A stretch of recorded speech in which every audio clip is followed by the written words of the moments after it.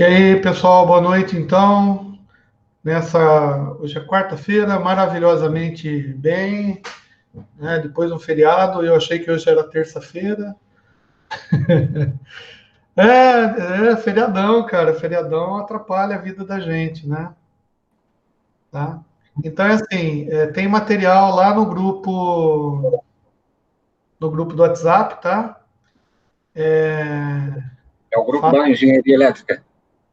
Isso. Você tá nele, não tá, Paulo? Tô num grupo de engenharia elétrica lá. Deve ser só esse que tem. Deve ser. Se não for, depois eu te passo, não tem problema, não, tá?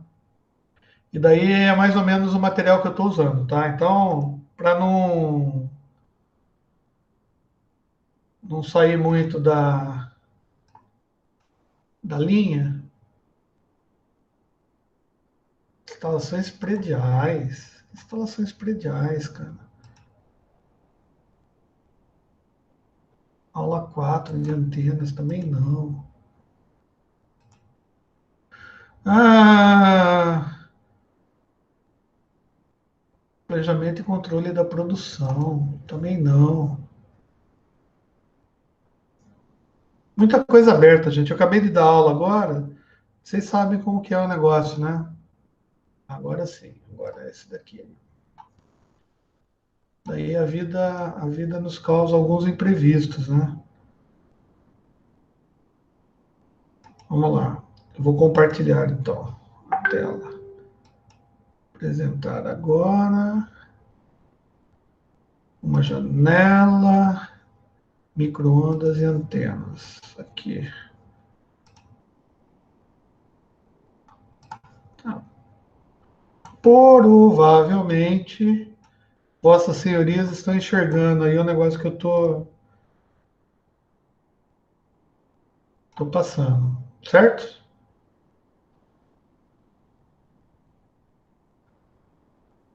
Então, Certinho. deixa eu ver aqui. Tá, deixa eu ver os quadradinhos aqui, porque tá aqui o começo.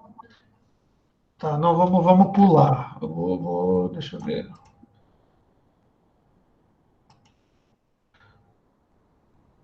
Ó, só revisando o conhecimento e depois, obviamente, essas transparências aqui vão ficar à disposição de vocês. O material que eu passei para vocês lá no grupo está em inglês, porque infelizmente eu não consigo material bom em português, tá? E só que eu tomei a liberdade de começar a traduzir. Então, eu pus nas transparências aqui coisas que a gente pode ver no livro, mas que estão também no material que eu passei para vocês, mas aqui no PowerPoint está traduzido que nem o meu nariz, mas está. Tá? Então, assim, o que a gente já viu até agora? Bom, a gente falou um pouquinho de campo elétrico e campo magnético, né? Então, só para relembrar, né? A gente viu que os campos elétricos são produzidos por cargas elétricas estacionárias. Estacionárias, estacionárias,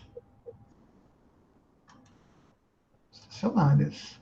E o campo magnético é produzido por cargas elétricas em movimento. Beleza, isso é uma das coisas que a gente já viu.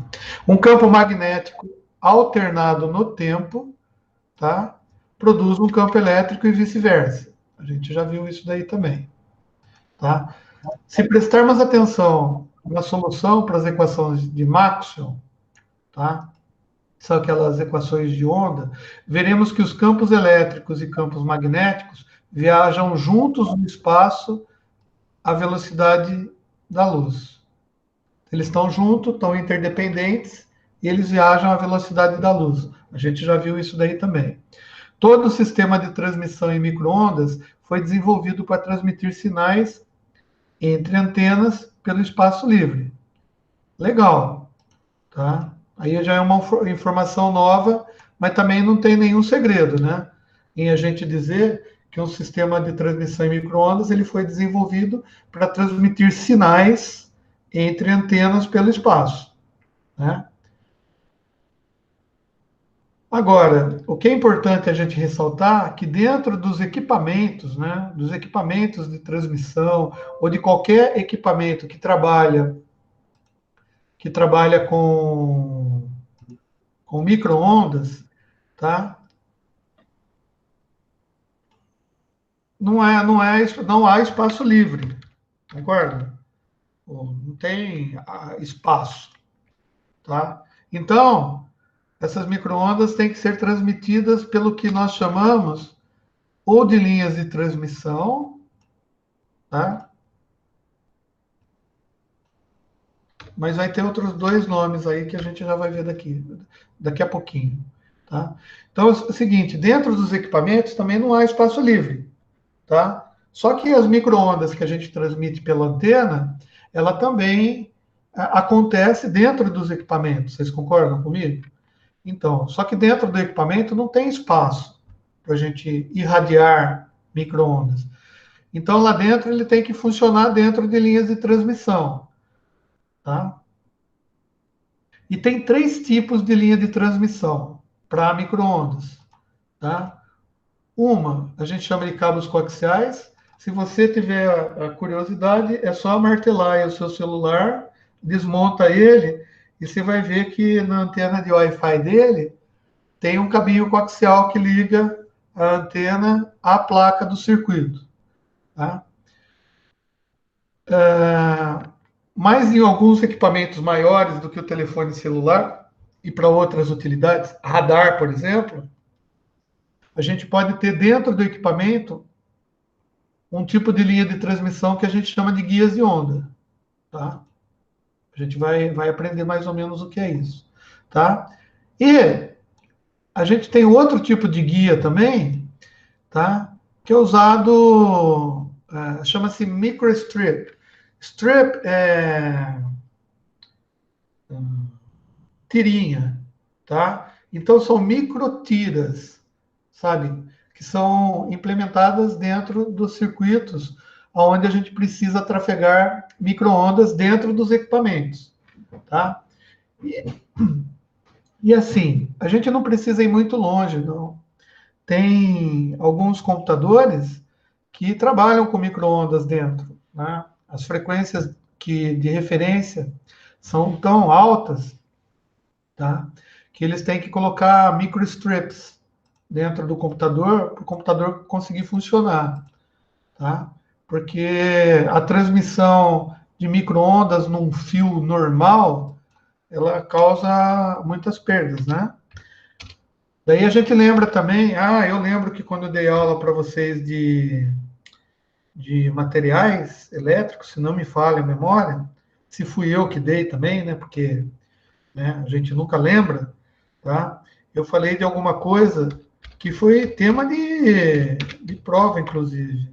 Efeito pelicular. Tá? O que é esse efeito pelicular? É assim, se você transmite corrente elétrica em, em DC, tá? As cargas se espalham, né? Por toda meu Deus, a seção do condutor. Né? Agora, se for AC, o espalhamento depende da frequência.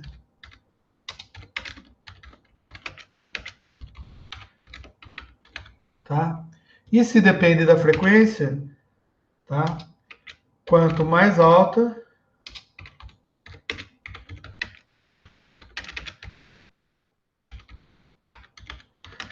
mais superficialmente, é isso? Superficialmente é a distribuição de cargas.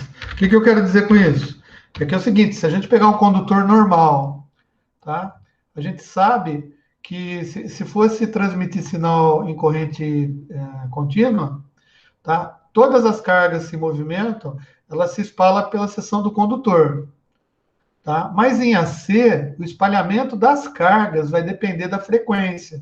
E quanto mais alta a frequência for, mais superficialmente é a distribuição das cargas, tá?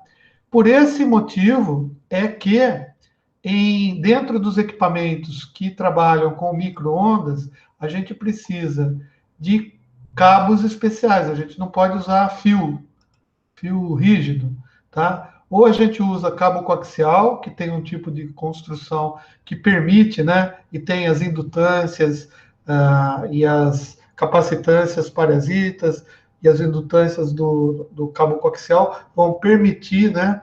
A passagem de determinadas frequências sem muita atenuação, tá? E a gente tem a opção dos guias de onda, que nada mais são do que tubos ocos, né? Por dentro passa-se os sinais de micro-ondas, ou tem as microstrips, né? Que são essas fitas achatadas, né? Que fazem possibilitam a transmissão de micro-ondas dentro desses equipamentos, tá? Bom, outra coisa que eu queria falar aqui é assim, quando a gente está trabalhando com micro-ondas, o negócio começa a se tornar meio complicado. Então, por quê? Porque como a frequência é muito alta, tá? Qualquer coisa pode proporcionar a irradiação do campo magnético, né? No entorno dos condutores, tá? Então a gente tem que tomar muito cuidado com isso. Dependendo do equipamento, se ele não tiver proteções e aterramentos, a gente pode causar interferências gritantes dentro desses equipamentos de micro-ondas, né? Bom, se formos estudar a fundo, veremos que esses campos eletromagnéticos na região das micro-ondas, tá? Têm as mesmas características que as ondas trafegando no espaço livre. Olha só, o cara aqui, o escritor do livro, ele só reforçou que as características das micro-ondas, independentemente de se estiverem sendo transmitidas no espaço, no ar, tá? Ou se estiverem sendo transmitidas dentro de um cabo coaxial ou um guia de onda, tá? Elas têm as mesmas características, portanto, elas podem ser descritas da mesma maneira, descritas e entendidas, né? A única diferença é que elas vão estar contidas dentro das linhas de transmissão. Beleza? E daí, eu peguei essa foto aqui do material aí, tá? Que mostra os campos magnéticos produzidos, tá? Através da circulação de corrente, tá? Então é assim, se a gente tiver um fio, como vocês estão vendo aqui, né, que é isso daqui é um fiozinho, tá? E tiver uma corrente, for colocada uma diferença de potencial nesse fio, e a corrente estiver vindo para cá, né, a passagem dessas cargas por dentro desse condutor vai produzir, tá, essas linhas magnéticas, que são linhas de fluxo magnético. Então vai formar como se fosse um imãzinho aqui, tá? Bom, se a gente pegar esse condutor aqui retinho e a gente eventualmente fizer um loop nele aqui, fizer uma voltinha, tá? A gente vai ter as mesmas linhas, né? O mesmo fluxo, as linhas de fluxo vão acontecer no entorno desse negócio, só que dá para a gente ver, tá? Que todas elas estão no mesmo sentido, concorda? Portanto, o campo magnético gerado aqui é maior do que o campo ou diria eu, a intensidade de campo magnético, tá? Nessa voltinha aí é maior, tá? E beleza. E se você fizer mais voltas, que nem aqui, por exemplo, eu dei 2 voltinhas, tá? A gente vai aumentar a intensidade de campo magnético, tá? E a gente pode produzir até o que a gente chama de eletroímã, né?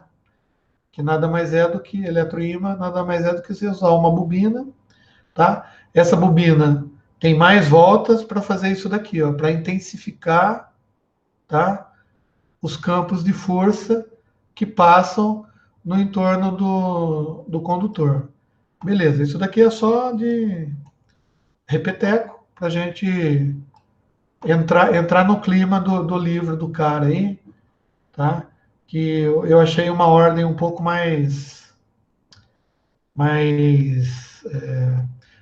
vamos dizer assim, mais ordenada, uma ordem melhor, tá? Do approach para a matéria, tá? Antes eu tivesse visto isso antes. Tá? Mas a gente não perdeu nada não, viu? Pode ficar tranquilo. Tudo que eu falei, ele fala aí nas primeiras páginas, tá? Então, nessa figura aqui, ó, tá? Que é a 2,3 lá do material do cara, a gente pretende mostrar que, embora os elétrons estejam se movendo através do ciclo, olha a montagem que ele fez, só para a gente entender. Ele gerou aqui um campo, tá, elétrico. Como que você gera um campo elétrico no condutor? Basta você colocar uma diferença de potencial, certo? Olha que interessante. E ele colocou ainda uma resistência aqui, no final de 100 ohms. Tá? Então já dá para calcular, inclusive, a intensidade de corrente que está passando nesses dois condutores. Tá? A hora que eu ligo essa DDP, tá? Eu vou criar um campo elétrico no condutor. E esse campo elétrico do condutor vai fazer com que as cargas elétricas comecem a se mover, né, pelo condutor. E quando essas cargas elétricas começam a se mover pelo condutor, tá, a velocidade ou a taxa de variação dessa intensidade de corrente elétrica por esse condutor vai produzir, tá, campos magnéticos, tá? Então aqui, ó, a gente consegue ver, tá, os campos magnéticos, tá, que são essas linhas mais pretinhas, tá? E o campo elétrico, que é o pontilhado, tá? Que é gerado por causa da diferença de potencial, tá? Então, o que é importante notar aqui é que o campo magnético, gerado por uma corrente contínua, tá? De intensidade não variável, vai produzir um campo não variável. Ou seja, o campo magnético produzido por uma corrente elétrica constante é um campo que não varia. Ou seja, apesar de produzir o campo magnético, ele não varia, tá? Então, esse campo ele permanece constante ao longo do tempo. Se o campo magnético fosse variante, tá, com o tempo, tá? E daí a variação do campo magnético também produziria um campo elétrico proporcional nos condutores. Tá? Então, o que eu estou dizendo, tá? Aqui é só para corroborar com o cara do livro, é que se o campo fosse variável, daí o campo magnético seria variável, e o campo magnético variável também induziria nos condutores um campo elétrico variável. Tá? O que dá para entender por isso? Olha só, se eu colocar aqui em série com essa bateria um gerador de frequências ou uma fonte de corrente alternada, obviamente a gente já viu isso em circuitos elétricos, né? A gente vai ter uma onda elétrica, uma onda, na realidade, uma corrente elétrica variável superposta a uma corrente alternada, certo? É como se eu estivesse deslocando, né, o zero lá da senoide, né, da senoide média de uma onda senoidal para 10 volts, né? Então eu teria um 10 mais ou menos a seno de ômega t, né, no tempo. Beleza? Tá. Também não tem nada de novidade. O que talvez tenha algum interesse maior para a gente, tá? É lembrar lá de Eletromag, né? Tá? que as leis de Maxwell, tá? Elas são 4, né? E elas definem praticamente essas coisas aqui, ó. Deixa eu até aumentar o tamanho aqui para ficar bonitão, tá? Primeira coisa que as leis de Maxwell definem é que o campo elétrico depende de cargas estacionárias, tá? Ou seja, para surgir o campo elétrico, eu tenho que colocar uma diferença de potencial em qualquer condutor. E colocando essa diferença potencial, a carga dessa DDP, em princípio, é estacionária, tá? Mas daí esse campo elétrico vai fazer com que as cargas existentes no condutor, tá, se movimentem, beleza? Tá. O campo magnético, tá, depende das cargas em movimento. Beleza, isso aí mesmo. A variação das cargas em movimento pelo condutor é que vão gerar o campo magnético. Bom, campo elétrico, a gente vai definir como sendo E maiúsculo,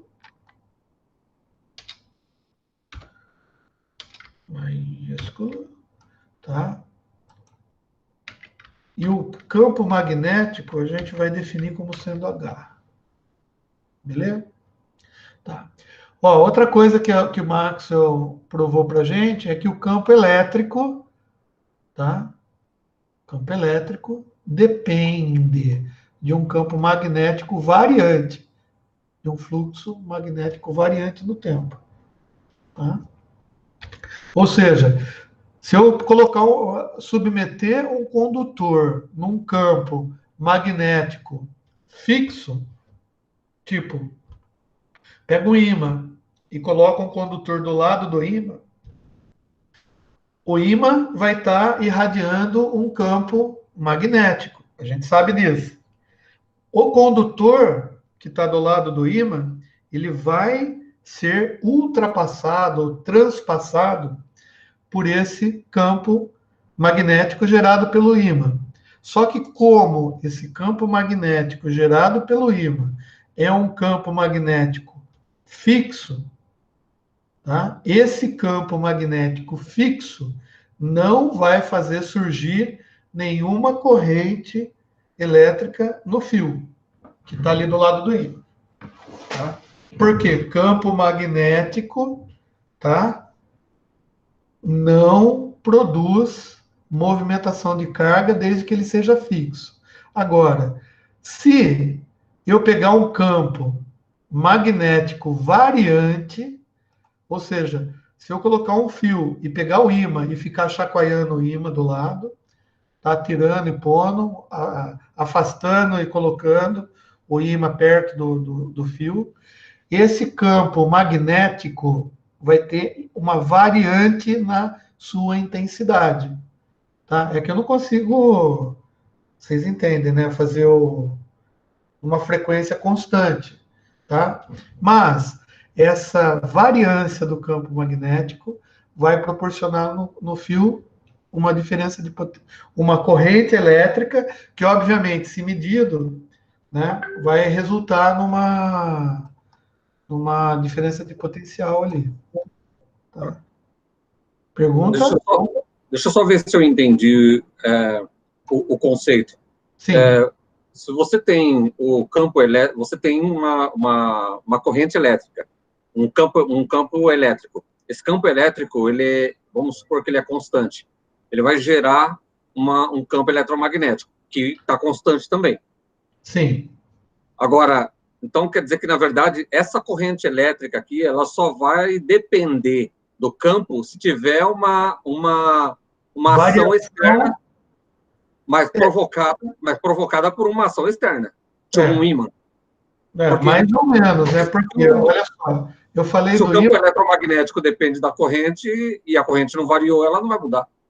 Isso, mas veja bem, se eu pegar um ímã, tá? E esse foi o exemplo, né? Se eu pegar um ímã, ele tem um campo magnético constante. Só isso que ele tem, concorda? O ímã tem um campo magnético constante. Ponto. Se eu submeter um condutor que, em princípio, não tem nada, condutor paradão, a única coisa que tem dentro dele é a variação térmica, né? Que é a agitação dos átomos que o compõem, tá? Isso, se a gente for ver no rigor da coisa, já gera um pequeno, muito pequeno campo magnético, tá? Porque qualquer elétron vibrando, né? Ou seja, o que eu quero dizer é que qualquer material que tenha elétrons, né? Que tenha átomo com elétrons, ele gera numa intensidade mas muito baixa, né? Dá para calcular, inclusive, mas é muito baixa. Um campo magnético ali. O que eu quero dizer também é que esse monte de carne que está em torno de você, que é feito de molécula e de átomo, também gera um campo magnético, tá? Por causa da movimentação de cargas. Beleza. Agora, desprezando-se essa pouca movimentação de carga que tem num condutor à temperatura normal. Se você aproximar esse condutor do ímã e deixar ele fixo perto do ímã, esse condutor vai ser atravessado pelo campo magnético do ímã. Tá? Só que o campo magnético do ímã, como é constante, ele não vai provocar variação de carga elétrica no condutor. Tá? Vai ficar constante, vai todo mundo vai estar vibrando, vai estar vibrando do lado do átomo lá. Beleza? Tá. Agora, se o campo magnético do ímã fosse um campo magnético cuja intensidade variasse no tempo, essa variação do campo magnético do ímã causaria uma variação de cargas elétricas no condutor que seriam proporcionais à variância do campo magnético. Foi isso que Maxwell provou, tá? Eu estava imaginando, no exemplo, que esse condutor também estivesse ligado numa diferença de potencial. Não, não, não. Ele Por está. isso que eu fiquei confuso. Tá, desculpa. Então, ele está puro, não coloquei diferença potencial nenhum. Tá bom? Beleza. Agora, essa última lei aqui é consequência da terceira, tá? Porque um campo magnético depende de um campo elétrico variante, tá? Ou seja, um campo elétrico, ele pode ser um campo magnético, que eu quero dizer, ele pode ser gerado a partir de um campo elétrico variante, tá? Bom, e daí o que é esse campo elétrico variante? É quando a diferença de potencial no condutor varia. Ou seja, a gente coloca uma frequência, né? Uma onda senoidal, por exemplo, que é uma das formas de onda mais conhecidas que a gente tem, para fazer essa diferença de potencial no condutor, que é o princípio da antena, da irradiação. Tá? Então, essa última lei, ela deriva, né, das três, e ela só existe por consequência dele. Porque, primeiro, ele postulou, tá, essa dependência, tá, do campo elétrico, que depende das cargas estacionárias de uma diferença de potencial, tá? E assim por diante. Tá bom? Em qual que eu tô? Nossa, eu traduzi bastante hoje, hein? Eu trabalhei, vocês não têm noção. Tá? Bom, então se a gente fosse rever a fundo, tá? As equações de Maxwell definem que os campos elétricos e magnéticos podem trafegar no espaço à velocidade da luz. Tá? Isso a gente já viu também. Tá? Então, no espaço, essa onda, lembra que eu estava até explicando a formação dela, fiz em 3D, né? Aqui talvez esse desenho esteja melhor feito, né? A gente tem uma onda de campo elétrico, né? E uma onda de campo magnético, e ela está no mesmo plano, tá? Só que com a intensidade ortogonal e a direção de propagação é que dá a velocidade dela, que varia no tempo. Que é aquele mesmo conceito que a gente fez das ondas físicas, né? As ondas sonoras, por exemplo. Tá? Então, essa onda ela está se propagando com esse vetor, né? Ou com essa direção de propagação, e a gente tem a variação do campo elétrico em função da variação do campo magnético, que é esse ponto, que é esse pontilhado. Tá? Uma coisa a anotar aqui, eu vou desenhar aqui, mas não sei se eu vou conseguir desenhar. Tá? Esse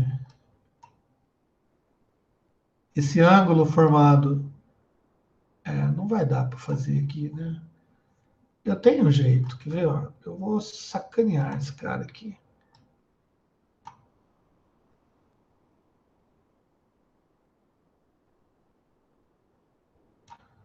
Olha só para você entender. Se eu conseguir fazer bonitinho, agora eu reduzo ele. Tá?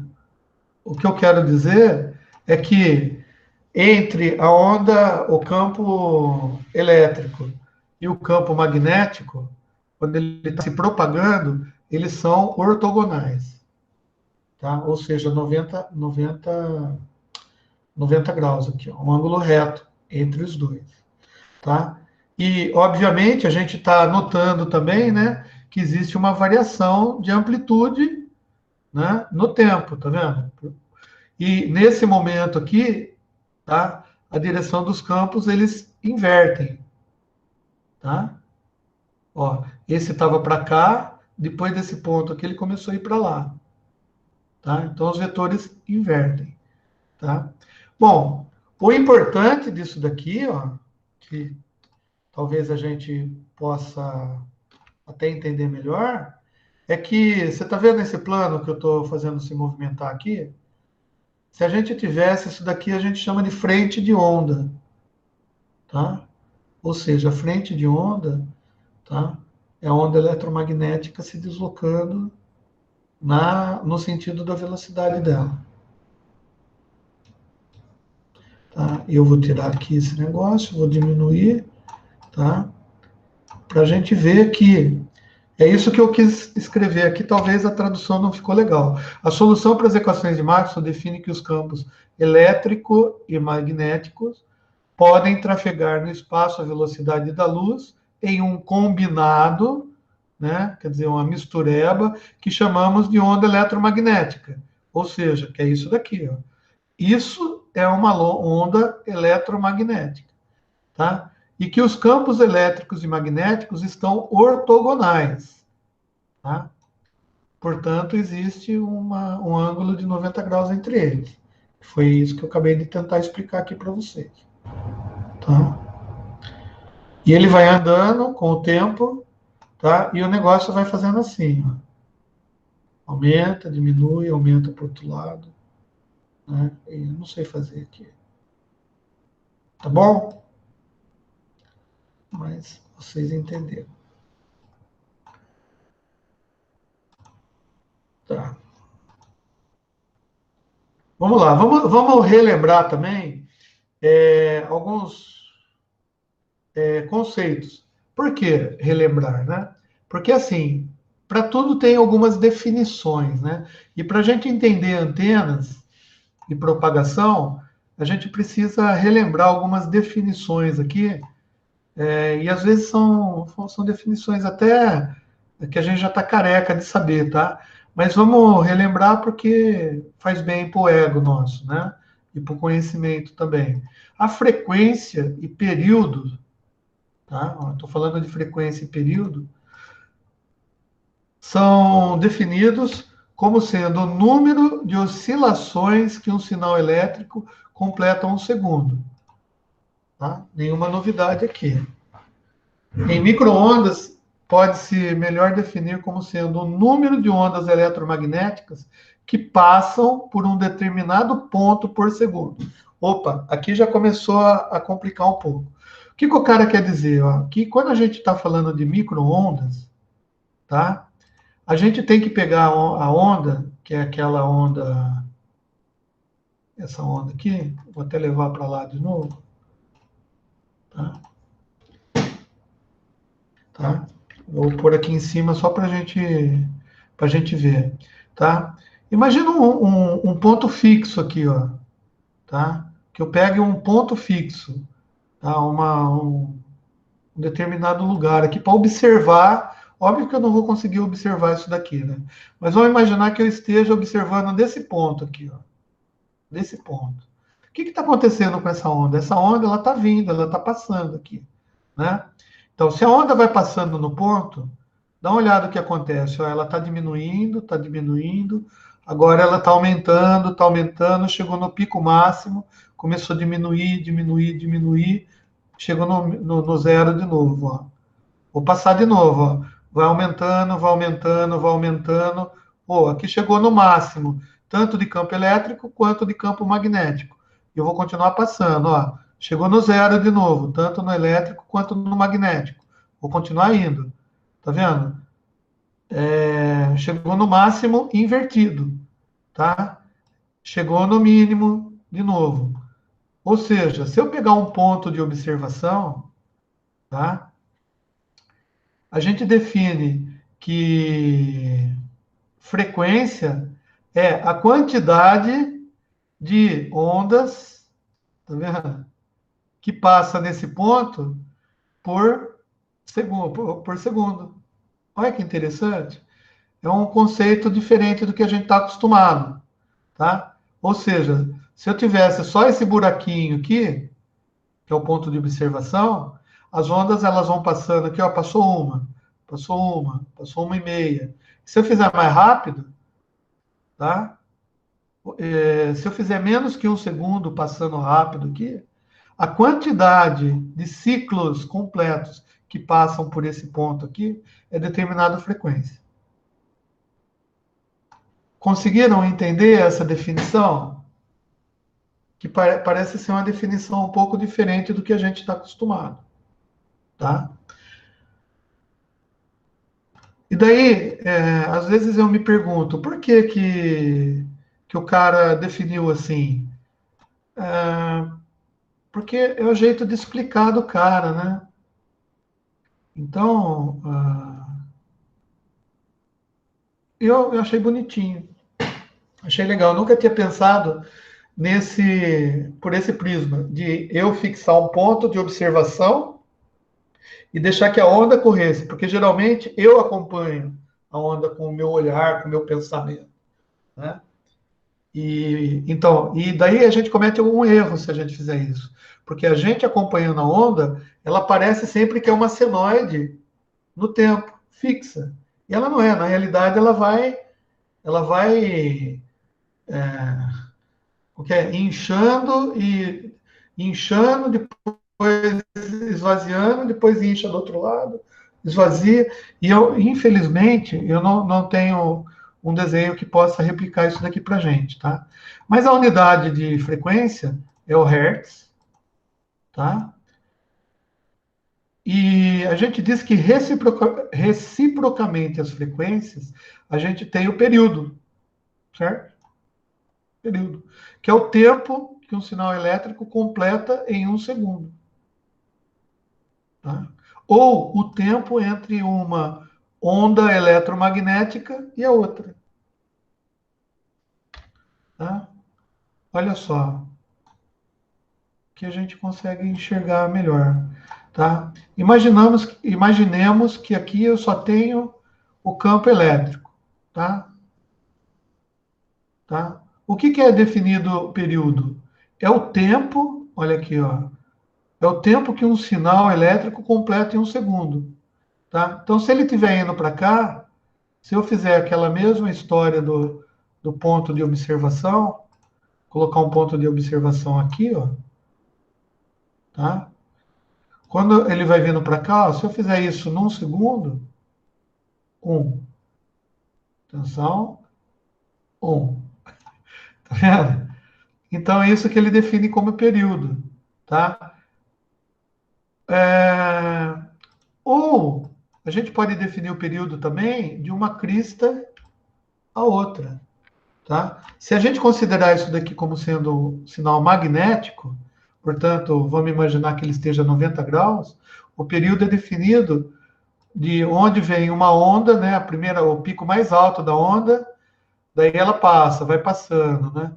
Agora, a hora que chegou o pico mais alto da outra, eu meço o período, que é o tempo que leva entre uma onda e outra. Beleza, acho que não tem. Se alguém tiver alguma dúvida, espero que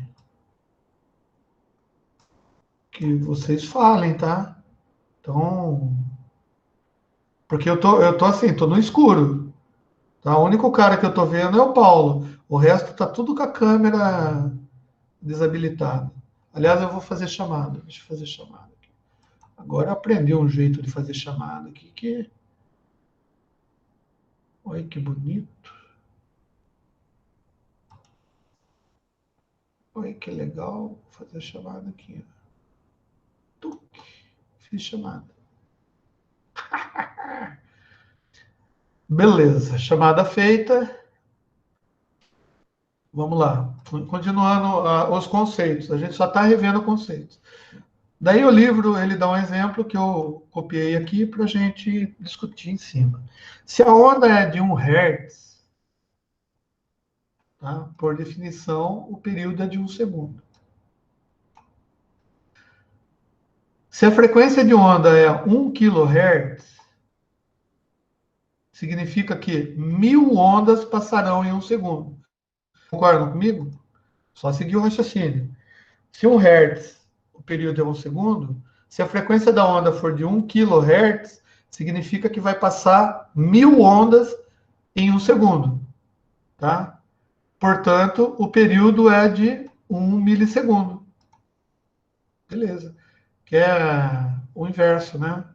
O que significa que a duração de cada onda, nesse caso, vai ser 1 dividido por 1000 segundos. Beleza? Olha só, passam 1000 ondas por 1 segundo. Portanto, cada fração é 1 dividido por 1000 segundos. Certo? Que vai determinar período de 1 milissegundo. Então, vamos lá. Agora já dá para a gente entender melhor, né? Qual é o conceito de comprimento de onda. Tá? Comprimento de onda, então, é definido como sendo a distância na qual os campos de uma onda eletromagnética se repetem. Tá?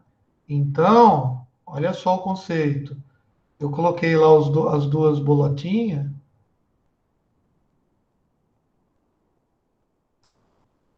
Tá? Tá? E se eu ficar observando daqui, ó, a onda vai se repetir agora. Então, agora ela vai se repetir agora. Tá? Isso é o que a gente chama de comprimento de onda. Tá? Professor, Oi? o comprimento de onda ele é sempre medido de uma crista até a outra? Então, na realidade, não. A gente pode, porque a mesma medida que a gente tem numa onda senoidal, né? Porque isso daqui é uma onda senoidal, certo? É a mesma medida que a gente tem aqui nas cristas, a gente vai ter nos vales. Concorda comigo? E as Concordo. mesmas medidas que a gente tem nos vales, a gente vai ter nos zeros. Tá? Então, você também pode considerar, tá? Se for um sinal senoidal, periódico, sem deformações, blá, blá, blá, blá, blá, blá, daí você pode considerar isso daqui. Que é também o mais comum, né? A gente sempre, desde que a gente se entende por gente, a gente entende que o comprimento de onda é o comprimento daqui, né, do zero até o próximo, tá? Mas a gente precisa notar que o comprimento de onda, a gente tem que tomar cuidado para não confundir com frequência, né? Porque essa onda ela vai estar deslocando a uma velocidade, tá? para lá, de transmissão. Essa velocidade, tá, é que vai definir quantas ondas vão passar por um segundo, certo? Portanto, a velocidade também define a frequência, tá? Mas o lambda, na realidade, tá, é o que a gente é uma multiplicação entre a frequência e o comprimento de onda, indiretamente. Você concorda comigo? Tá? Ó, a velocidade é a frequência com que a onda varia vezes o comprimento de onda. Tá certo? Tá Tá? certo? Onde V é a velocidade, F é a frequência e lambda é o comprimento de onda. Daí tem uma particularidade. No vácuo, a velocidade de propagação de uma onda, no vácuo, a velocidade de propagação das ondas é praticamente, né, A velocidade da luz. a velocidade da luz, ou seja, 3 vezes 10 a oitava metros por segundo. Tá? Mas como que a gente sabe isso daqui? Gente, isso é consequência de toda aquela calculeira lá que Maxwell fez. Tá? Porque o que Maxwell fez? Ele pegou todas as equações, tá, que definiam ondas harmônicas, tá, e ele tentou fazer um relacionamento entre elas para que existisse apenas um jeito de escrever, né, que é o jeito Maxwell de ser. É isso que ele quis fazer.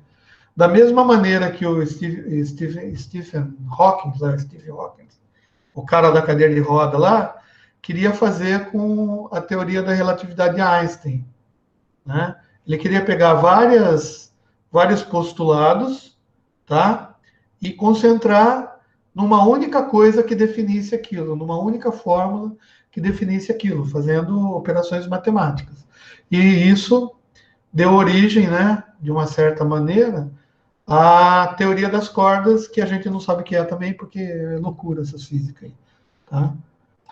É coisa de louco, né? Esses caras fazerem essas matemáticas aí, né? Beleza.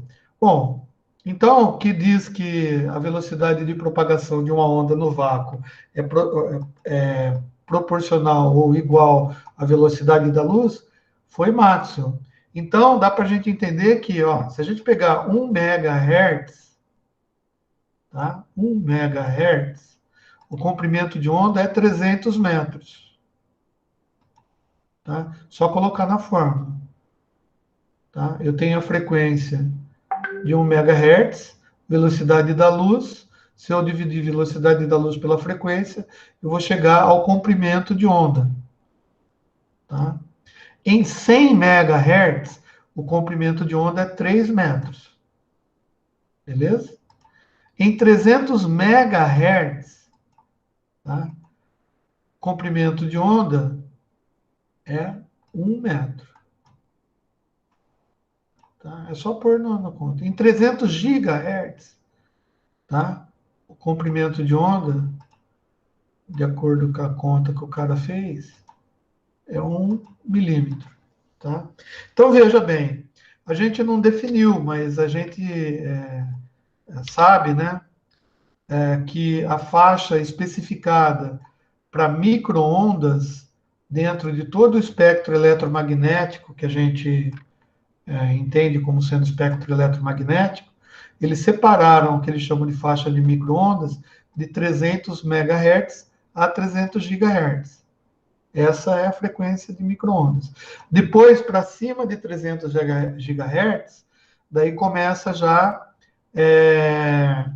aquelas ondas tipo raio-x, raios gama, né, neutrino, aqueles negócios loucos lá que só físico sabe o que é.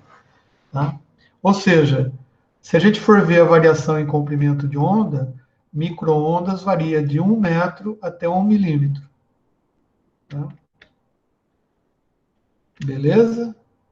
Só continha, só para a gente ter uma ideia de faixa. Né? 1 metro a 1 milímetro é o que está dentro da faixa de micro-ondas. Tá? No meio da faixa, então, tá? o comprimento de onda no meio dessa faixa aí é de 3 centímetros. Tá? Então, aqui, ó, entre 1 metro e 1 milímetro, tem 3 centímetros aqui no meio, que é bem o meio da faixa. Legal? Bom, daí tem as fórmulas para calcular as frequências, que é isso que a gente acabou de fazer de cabeça, né? Em metros é 300 sobre F, tá? O megahertz. Em centímetros seria 30 sobre F, né? Milímetros aqui. Gigahertz é 0,3 metros. E assim vai. Tá? Só para fazer... Só mostrou como que a gente fez essas continhas aqui. Bom, vamos relembrar então o que é impedância, que é uma coisa importante para o nosso estudo também. Em circuitos elétricos, a gente sabe o que é impedância, o que é casamento de impedância. Né?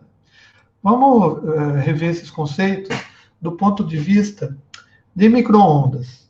Tá? Bom, a gente pode dizer, então, que micro-ondas, a gente está trabalhando com ondas eletromagnéticas. Portanto, elas têm uma parte elétrica, um campo elétrico e um campo magnético. Tá? Beleza. Se a gente disser, dos conceitos que a gente já viu até agora, que o campo elétrico, tá, pode ser descrito como volts por metro, tá? E a unidade de campo magnético é o ampere por metro, tá? A gente consegue entender, então, que a impedância é a razão entre o campo elétrico e o campo magnético.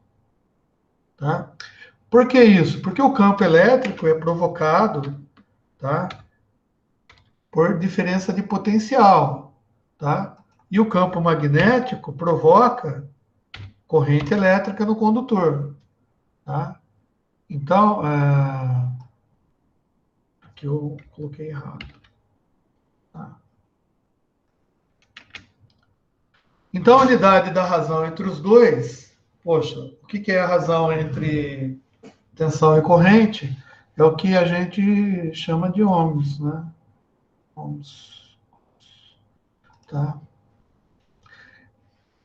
Então, se a gente extrapolar isso daqui, é fácil. Se a gente lembrar que a impedância em baixas frequências é igual a tensão em volts dividido pela corrente em ampere, cara, a gente tira isso daqui de letra, né?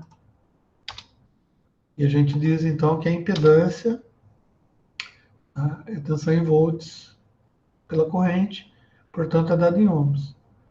Tá? E daí, cara, por conta de uma série de cálculos que também vêm das leis de Maxwell lá, dá para a gente calcular a impedância de uma onda eletromagnética no espaço livre. Tá? E eu não vou fazer essas contas aqui, acreditem no cara do livro lá. Mas a impedância de uma onda eletromagnética no espaço livre é de 377 ohms. Tá? Ou seja, o espaço livre, tá, ele impõe uma impedância, tá, para as ondas eletromagnéticas. Tá? Então, se tem uma impedância, a irradiação de onda eletromagnética no espaço, tá, a velocidade dela não se altera. Ela trafega na velocidade da luz. Mas a intensidade, tanto do campo elétrico quanto do campo magnético, sofre perdas. Tá? Sofre perdas. Tá? Então, tem uma certa atenuação. A gente vai calcular quanto que é isso também.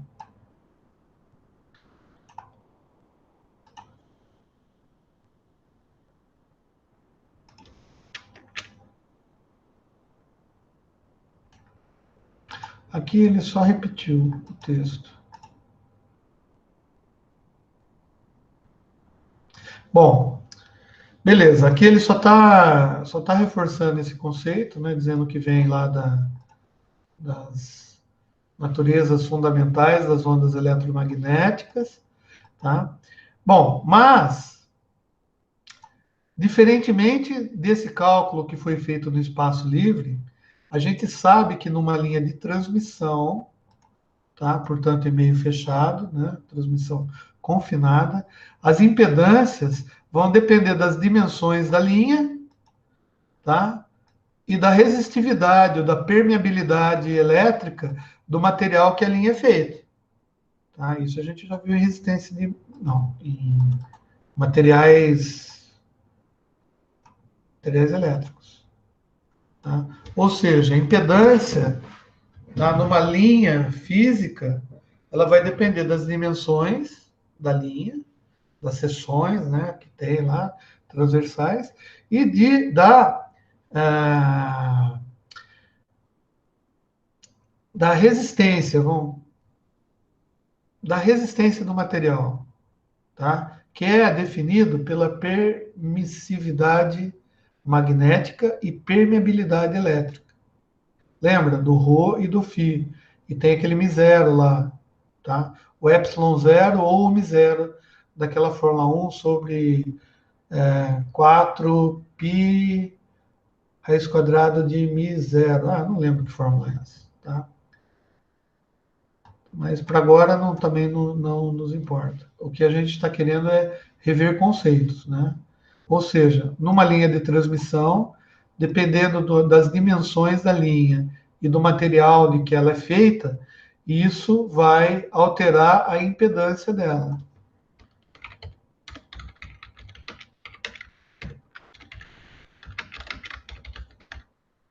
Lembrando que aqui a gente está vendo linha de transmissão para micro-ondas. Não tem nada a ver com 60 Hz da rede. Quer dizer, até tem a ver, mas não muito. Bom, vamos entender então, antes de entrar em antenas, o que é densidade de potência. Tá? Densidade de potência. Densidade de potência é definido como sendo a potência transportada pela onda eletromagnética. Tá? E essa potência transportada pela onda eletromagnética é igual ao campo elétrico. Tá? Porque elas são praticamente uma espelho da outra, só ortogonais, né? Isso multiplicado pelo campo magnético. Olha que interessante. Bom, então a densidade de potência é dado pelo campo elétrico, tá? Multiplicado pelo campo magnético. Nossa, se eu multiplicar campo elétrico por campo magnético, gente, é a mesma coisa que multiplicar volt por ampere, tá? E se eu faço assim, volt por ampere, não é a mesma coisa que dizer potência, watts? Tá?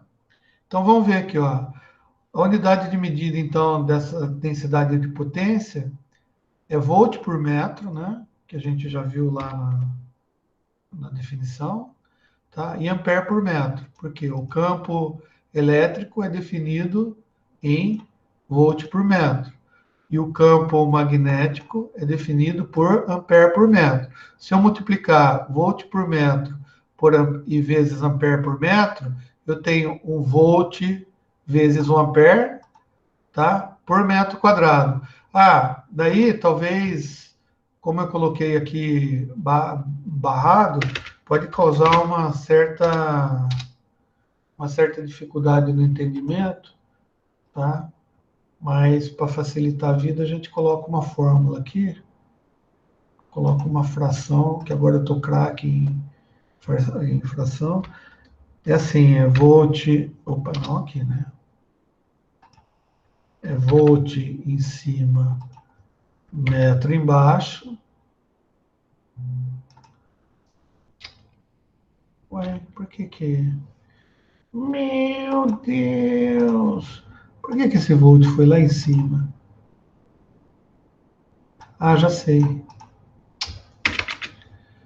Puta sacanagem.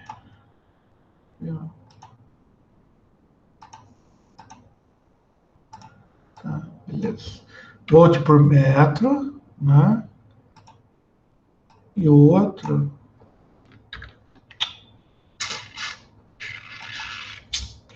É, só não. Isso não.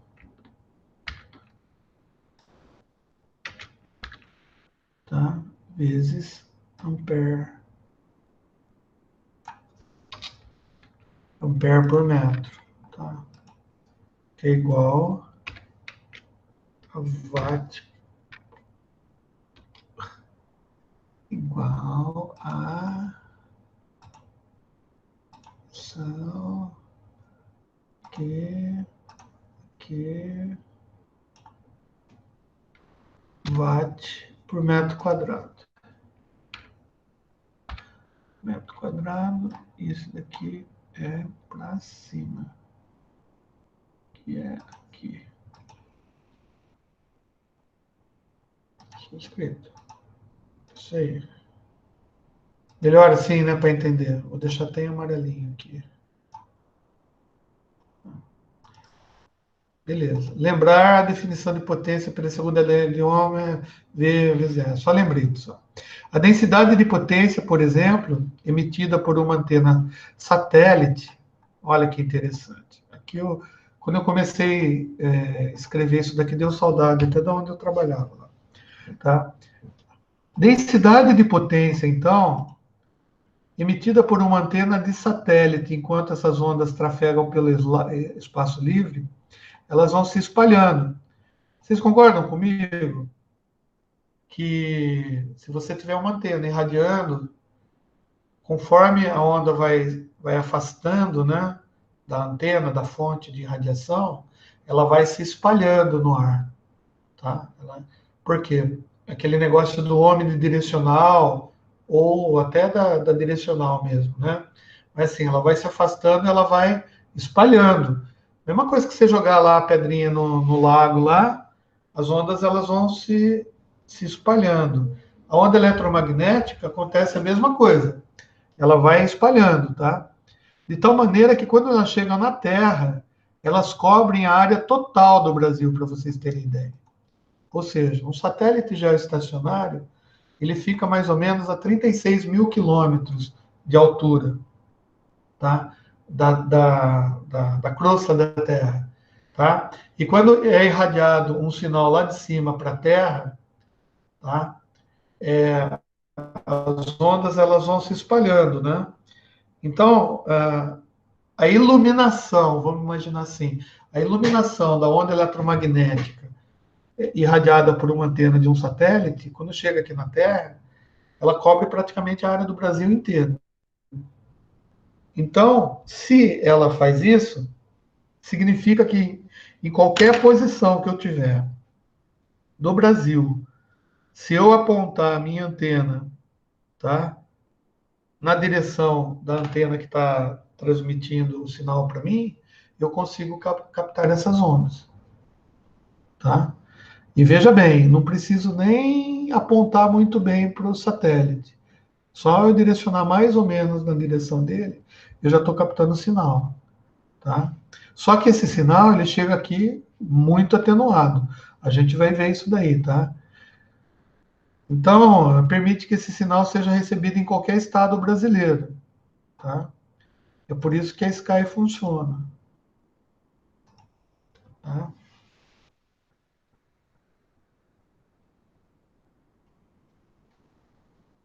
Ah, bom, tem outras, mas a gente pode ter outras maneiras de escrever densidade de potência, né? Se a gente for usar a segunda lei de Ohm lá, né? A gente pode escrever, por exemplo, tá? Ó, se a impedância, tá, é a mesma coisa que a impedância que a gente mede nos fios normais, em baixa frequência, se a gente levar essa consideração, a gente pode medir potência do campo eletromagnético, né, da onda eletromagnética, também como sendo o campo elétrico ao quadrado sobre a impedância. Tá? Não sei se você concorda com essa abordagem. Tá? Ou, de outra maneira, tá? A gente pode também medir a potência em função do quadrado, tá? Do campo magnético. Tá?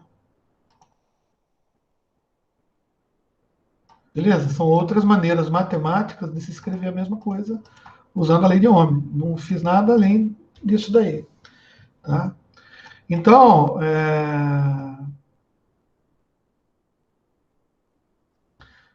bom, aqui eu estou só dizendo que essas fórmulas são bem familiares para a gente. Tá? É só uma nota aí para facilitar a vida. Tá? Exemplo prático, ó, eu poderia, por exemplo, a gente poderia fazer exercícios, né? Eu não sei como que vocês encaram, né? Eu, particularmente, deixo exercício para vocês resolverem, tá? Mas é assim, ó. Dada uma linha de transmissão de uma seção transversal de 2 centímetros por 1 centímetro. Bom, o que a álgebra nos diz, né? Que essa seção transversal de uma linha de transmissão é quadrada, né? Ou retangular. Ela tem 2 centímetros por 1 centímetro, tá? E ele dá aqui dizendo que é aproximadamente o tamanho de um guia de ondas calculado, tá, para operar na frequência de 10 GHz.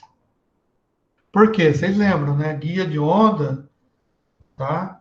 Depende da seção, eu tive lá em cima. Depende da seção transversal e da frequência, tá?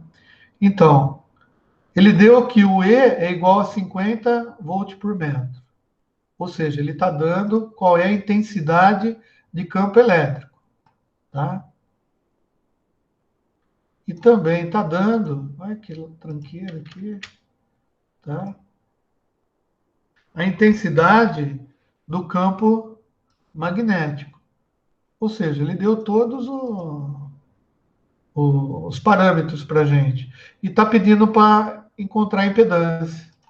Nossa, olha que pergunta de prova legal para dar para vocês. Eu gostei, né? Bem facinho, né? Acho. Tá? Tá? Ele pede para encontrar a impedância. E mais a densidade de potência. Tá? E, portanto, a potência total. Como que se calcula, então? Bom, o cara colocou lá, a impedância é o E sobre H. Já calculou, deu 50 ohms. Ou seja, para né, para uma linha de transmissão de 2 por 1, tá? Cujo o E é 50 volts e o H é 1 ampere, a impedância é 50 ohms. Beleza? Beleza. E qual que é a densidade de potência? Bom, densidade de potência é dado multiplicando-se o campo elétrico pelo campo magnético. Bom, é 50 vezes 1 ampere por metro. Tá?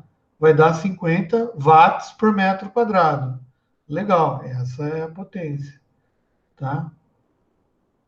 Agora, a gente tem que levar em consideração, tá? Na fórmula aqui, que a densidade de potência, né, a potência total, é a densidade de potência dos campos submetido, tá, nessa linha de transmissão que tem essa seção. Tá? Seção transversal aqui, tá? É para você verificar, tá? A potência total. Tá? Então você pega quanto de potência, de densidade de potência você tem nessa onda eletromagnética, tá? E multiplica pela seção transversal, tá, do guia de onda, que no caso é 0,02 metros, porque é 2 centímetros, e 0... por que tem que converter para metro, tá? Porque eu estou trabalhando no sistema internacional de medidas, tá? Então, o sistema determina que impedância é ohm, tá? Que volt é volt, que ampere é ampere, que metro é metro. Então, se alguma coisa é dada em centímetros, para a conta ficar certinha, você tem que transformar isso daqui para metros. Foi o que ele fez aqui. Tá? E você chega à seguinte conclusão, que a potência total aqui, tá? Nesse guia de onda que tem essas dimensões, é de 10 miliwatts. Vou guardar esse daqui para prova. Aqui, então, guarda aí, tá, moçada? Isso daí eu vou perguntar na prova. Tá? Beleza. Outro exemplo do livro, tá? A antena receptora de um sistema de micro-ondas tem a área de 2 metros quadrados. A área é 2 metros quadrados. Tá aqui, ó, a área de 2 metros quadrados. Tá? E o campo elétrico é de 377 microvolt por metro. Tá? E o campo magnético é 1 microampere por metro. Pô, gente, por que ele está trabalhando com campos elétricos de uma intensidade de campo tão pequenininhas assim?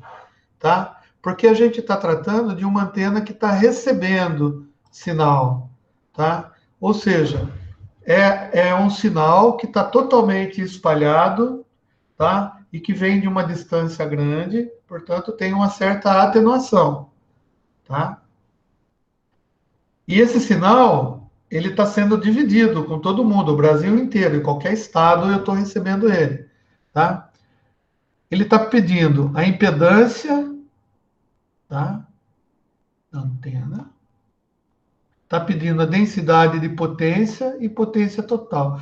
Mesma coisa que aquele exercício passado. Tá? Só que as fórmulas que a gente vai usar são diferentes. Né?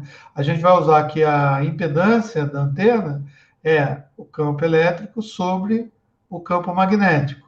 Eu pego os valores aqui e, claro, né, o cara do livro, né, ele fez continha para, né, para dar o negócio certinho para nós aqui. Ô César, esse aí Oi. também cai na prova? Esse daqui? Não, É. só aquele outro lá. Esse daqui eu não vou perguntar, não. Tá bom? Para não dificultar a vida? Tá. Cara, a nossa função não é dificultar. A nossa função é facilitar. Tá? Bom, e qual que é a densidade de potência, então, que está sendo recebida por essa antena de 377 ohms aqui? Tá? Bom, a densidade de potência é o E vezes o H, né, que é o campo elétrico vezes o campo magnético. Vai dar 377 microvolt por metro vezes 1 microampere por metro. Tá? Ou seja, vai dar micro vezes micro, vai dar... micro é 10 a sexta, 10 a sexta, daí você soma, você põe 10 a menos 6, tá? E daí tira 2 pontos daqui, fica 10 a menos 12, mas você põe 3,77 vezes 10 a menos 10.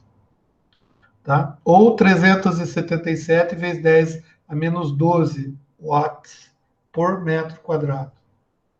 Quer dizer, é só jogar aqui e tirar a continha, né? Beleza, só que daí, veja bem, aqui a gente calculou a densidade de potência. Agora, qual que é a potência total recebida? Bom, potência total recebida vai depender da área da nossa antena. Tá? Ele está dizendo que a área da nossa antena tem 2 metros quadrados. Tá? Então já está em metro, né? Beleza. Então, ele já tem a área, né? Ele podia falar assim, para dificultar a tua vida, né? O cara podia falar assim, de uma antena parabólica cujo raio é tanto. Pô, daí você tem que lembrar de como que você calcula a área, né? De um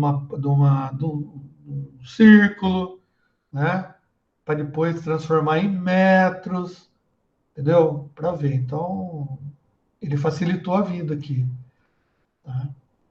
E daí, fazendo as contas, ó, 3,77 vezes 10 a menos 10 vezes 2, tá?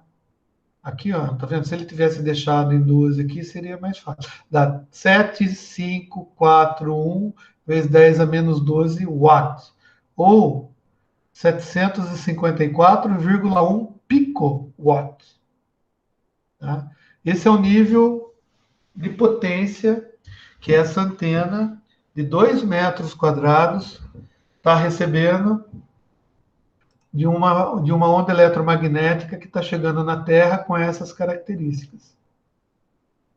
Tá? Então, vocês veem que o nível de potência recebido numa antena, tá, cujo sinal é um sinal bem fraquinho, é um nível de potência super fraco. Ele é tão fraquinho que para você receber melhor isso daqui, esse sinal aqui, ele se confunde, inclusive, com o próprio ruído eletromagnético que a própria Terra tem. Tá? Porque o nosso planeta, ele tem um centro de massa de ferro, tá? Que fica rodando entre si, tá? E essa rotação desse núcleo é que produz o nosso campo magnético, que graças a Deus protege a Terra contra as intempéries aí do espaço livre. Os raios ultravioletas e outros tipos de raio que não chegam, né, na nossa atmosfera aqui, na onde a gente está pisando, por conta desse campo magnético. Mas esse campo magnético que a Terra produz, ele gera um ruído que é próprio, né, da rotação da Terra, da própria Terra. E esse ruído, às vezes não, ele sempre, ele incomoda, vamos dizer assim, as antenas paranoicas, entendeu? Então, quando a gente for fazer figura de mérito de antena, a gente vai levar em consideração uma constante, que essa constante é relativa a essa interferência eletromagnética que a própria Terra produz na antena. Então, para a gente fazer um cálculo de enlace, a gente tem que levar essa constante em consideração. Tá? E eu parei por aqui por hoje. Deixa eu fazer uma mancha vermelha aqui, ó. Tá? Mancha cor-de-rosa, que daí eu vejo aqui, ó. Na próxima aula, a gente vai partir desse exercício e eu estou traduzindo o negócio aqui. Só queria mostrar para vocês, olha o lugar que eu trabalhava, que legal. Ah, lembro. Vai ficar lá para a semana que vem. Ó, essa daqui é Morungaba, estação de Morungaba. Isso daqui é uma torre que tem uma antena em beira alta, que faz um link ponto a ponto com essa torre aqui, tá? E depois vai para São Paulo. E daí a gente tinha essas anteninhas aqui. Essa daqui tem 32 metros de diâmetro. Essa daqui também. Morungaba, a primeira que a gente teve, Morungaba 1, Morungaba 2, Morungaba 3, que é uma antena menorzinha, né? Ela só tem 13 metros de diâmetro, tá? E Morungaba 5, tá? Que é essa antenona aqui, para o Brasilsat. Essas antenas não estão mais funcionando, a estação está tudo caindo aos pedaços, tá? Mas a Morungaba 4 era aqui, que era uma anteninha bem menor que estava apontada para o Brasilsat também, para a gente subir as redes Bandeirantes, Record e... era um outro contrato, eu não lembro quais eram as emissoras de São Paulo que subia pelo satélite por essa anteninha que estava aqui. Beleza, gente? Então eu vou parar de gravar, tá? E daí eu vou ficar na sala por mais alguns meros minutos aí, tá? E essa aula vai ficar gravada lá no YouTube. Se vocês quiserem compartilhar para quem quiser, pai, mãe, primo, tio, para ver. Só que fala assim, ó, vai ver a aula, né? A aula 6, né? Que ele fala de antena, é uma puta aula legal, né? Nossa, muito legal, aquela aula assim que dá prazer. Mas daí pede para se inscrever no canal também. Não custa nada, põe lá, se inscreve. Quando eu chegar nos 1.000, eu vou começar a ganhar dinheiro. Beleza? Abraço aí, então. Tchau, tchau.